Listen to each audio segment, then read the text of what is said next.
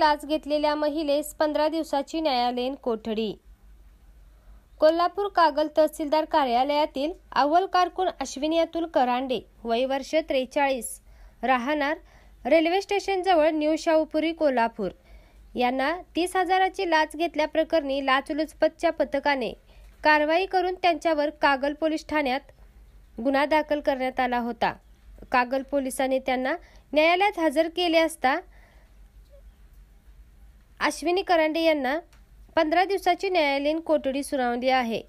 अधिक माहिती अशी की कागल येथे तहसीलदार कार्यालयात कार्यरत असलेल्या अव्वल कारकून अश्विनी करांडे यांनी तक्रारदाराकडून तक्रारदाराची कागल येथे जमिनीचा एनए दाखला देण्यासाठी 80,000 रुपये ची लाचेची मागणी केली होती। त्यास तडजोड करून 60,000 रुपये देण्याचे ठरवले होते। त्यातील 30,000चा पहिला हप्ता मंगळवार दिनांक 22 रोजी तक्रारदाराकडून घेताना अश्विनी करांडे यांना लाचलुचपतच्या पथकाने रंगेहात पकडून कारवाई करून त्यांच्यावर कागल पोलीस ठाण्यात गुन्हा दाखल करण्यात आला आहे। ग्रामदेवता प्रतिनिधी मुरलीधर कांबळे, कोल्हापूर।